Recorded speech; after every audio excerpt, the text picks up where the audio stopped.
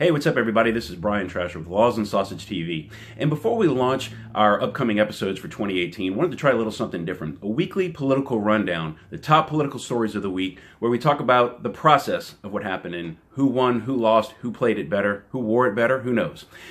So this week, a lot of news that came out this week. Started off with everybody talking about this bombshell book, Fire and Fury by Michael Wolff. It was supposedly a very unflattering insider's view of the Trump White House. Now, of course, the White House denied that many of the things in the book were true, and it boiled down to just like everything else in politics. People that like the president didn't believe it. People that don't like the president did believe it. But in response, the president held a bipartisan meeting on immigration on Tuesday at the White House. Now, it's very common for when the president has a meeting like this to have the media in the room, to take some pictures, just a good PR to show bipartisanship. But he did something a little different. He left the media in the room the whole time. So that means everybody participating now knew that everything they said was going to be for the consumption of the world with no secrets. Now, regardless of your opinion of the way the president handled the meeting, it's pretty hard to argue that he was in command. He was very engaged. He was very knowledgeable about the issues they were talking about. And this seemed to kind of rebuff the claims in the book that he was disengaged and didn't really know what he was doing, didn't know what was going on half the time. And so all of a sudden, nobody was talking about the book anymore. So he kind of got that wiped off the front pages of the headlines. So that was a good move, PR-wise or in sausage making by President Trump. Fast forward a few days later, he's trying to get a deal done on DACA, and supposedly he makes some very, very unflattering, some would say mean comments about some of the countries where these immigrants are coming from, particularly Haiti and some African nations, in which he supposedly referred to these nations as a shithole. Sorry if that word offends you. I'm just reporting what was actually said. Now, later the president came out and said he didn't use this word. Republican senators who were in the room said they don't remember him saying that word. And of course, Democrat senators who rushed out to leak it to the media said that, of course, he did say that word. Now, regardless of whether you think he said it or not, I think we can all agree that that's not language you should use to talk about any other country on earth, especially when you are the president of the United States. It's unbecoming of the office.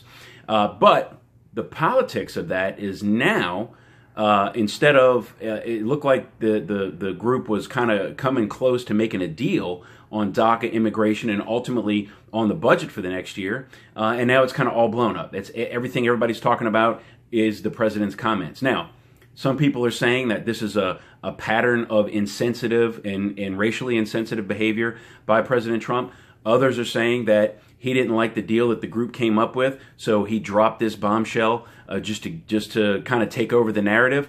Which, if you remember during the campaign, if 3 or 4 days went by without him being on the front page of the New York Times above the fold, he would say something pretty outrageous and he would be right back on it. Now, again, some people believe that, some people don't. Then we end the week with, holy cow, what's going on in Hawaii? They get an alert on their phone talking about an incoming ballistic missile. Take shelter. This is not a drill. Now, first of all, my heart goes out to the people in Hawaii for having to endure this. Fortunately, it was an error, and this message went out by mistake. But imagine with all the saber rattling going on with North Korea and the United States to all of a sudden get a message when you're just going about your business on a Saturday that said there's an incoming ballistic missile and that you should take shelter. And this is not a drill. Kind of put an exclamation point on it.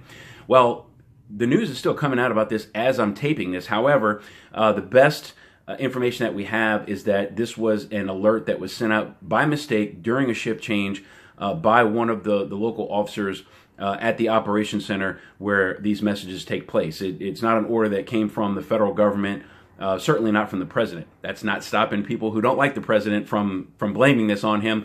And then, of course, people who maybe don't, I'm not going to say don't like the state of Hawaii, but maybe don't like the people in charge of the state of Hawaii saying that this was their bungle and their mistake. So you can see, I say all the time, politics is just, it's professional wrestling, and both sides are going along with their scripts. But what a way to end the week, folks. So we got another week coming up, and hopefully there'll be a lot of political news, and we can talk about it next week. Feel free to leave your comments in the comment section or send me a direct message if you want to weigh in on some of these topics. Tell me what you think.